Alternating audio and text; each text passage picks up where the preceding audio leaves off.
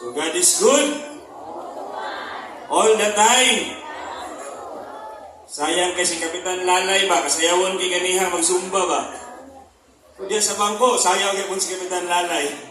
No? Akong pagtahod sa kuwang mga kaubanang mga opisyalis, nga nakaroon din si Vice Mayor Titing Balunos, Konsihal Lunita Hayigtin, Konsihal Tibuda, tayo mayong gabi sa inyo ha.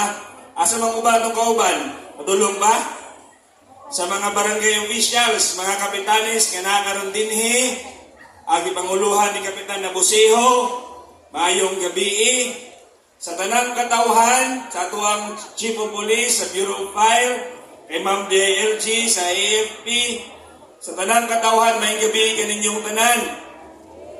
Bago kung magpadayon, di po pwede din ako i-acknowledge akong kapikas sa kinabuhi, si Ma'am Shi, o ako akong mama po, yan na po din no? So mayong gabi kaninyong tanan. So karong gabi yun naumanag-yod ang napulo kaadlaw nato nga aduna kitay nightly presentation sa 23 ka tuig sa Diwanag Festival, no? Pero atong Diwanag Festival nahuman lang ang nightly presentation karon, pero aduna gyapon abre gyapon atong food court, siga gyapon atong mga suga hangtod katapusan karong bulana, no? So bago ko magpadayon, dili gyud pwede nga dili nako pasalamatan ang mga tao nga naa sa likod nganong successful ang Diwanag Festival, no? Una sa ato ang ginatawag o kaning host team nga diin gi-compose kana ni Sir Edwin Antia, mga kauban akong mga foreman, no? Edwin Antia o si Danny Requilio ug ako, kay halos kada adlaw hangtod gabi na amin diri sa plaza para ma-monitor lang ito. Kauban atong engineering department headed by Engineer Shane, ang iyang kauban ka mga engineers nga na din nagatugtog yung permente buntag unto gabi para gyud sigurohon mahuman ang ato ang preparasyon sa Diwanag Festival. Tuwa silang palakpakan. Ikaduha, sa ato ang mga entries sa tuang mga kapitanes, no? Mga barangay officials nga naningkamot yun, nga mahuman o gwapo nindot ang ilahang mga payan. So nang hinaot ko mga kapitan, kay na may hangyo ang ubang kapitanes, nga sunod tuig daw, Diwanag Festival, tag-usa na daw kapayat ang matag barangay. Okay ba? Kaya mo ban daw, di daw mutabang na mayroon daw maningkamot. Binuang naman ito. Parang nindot yun ang atuang Diwanag Festival.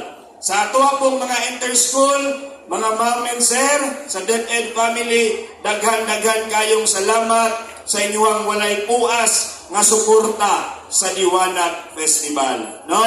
Ikatulo, sa atuang mga kapulisan, kasundaluhan, sa Bureau of Fire, sa kanang volunteers, mga kasanag, tanod, ato ang mga sisyo nga kamo gyud nag-secure nga safety ang mga tao nga mosulod dinhi sa Diwanag Festival.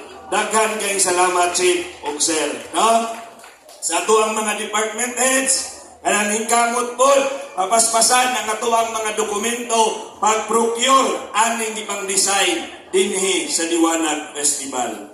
And above all, sa katawhan sa lungsod sa Montevista, nang hinaot ko nga nalipay mo sa pinaskuhan nga gihatag sa inyuha sa local government unit of Montevista nga makasuroy dinhi kauban inyong pamilya nga wala mo'y bayran nga entrance fee, no? Maunay ginagmay lang namo nga pinaskuhan, pero ang banding sa inyuhang matag pamilya maunay dili kabayran og kwarta. Sa tuang provincial government headed by Gov. Raul, Kong Maricar, Kong Jong, and Vice Gov. Dogdog, daghan po kayong salamat sa inyong gipakita, no? Labi na gabi nga dako jud kay kalipay, no? Dili lang ang mga kapitanes, kung dili makita nato ang reaksyon sa katawhan sa Montevista nga nalipay sila nga mga lideres sa atong lungsod o sa probinsya aduna nay panaghiusa, no? And above all, ang ako ang pasalamatan, dili ni mahimo ang tanan kung wala ang tabang suporta sa ato ang labaw magagahom. Kitagaan kanya gwapong panahon, kitagaan po niya na safety ang mga tao nga makasuroy-suroy dinhi sa Liwanag Festival. So katulang siguro, kaya doon na patay mga lain na po na mga istorya sa katawan sa Monte Vista, nang hinawot ko nga nalipay mo sa pinaskuhan nga gipaambit sa inyo gikan sa local government unit of Monte Vista. Mayong gabi and God bless us all. Alright, nagkayong salamat.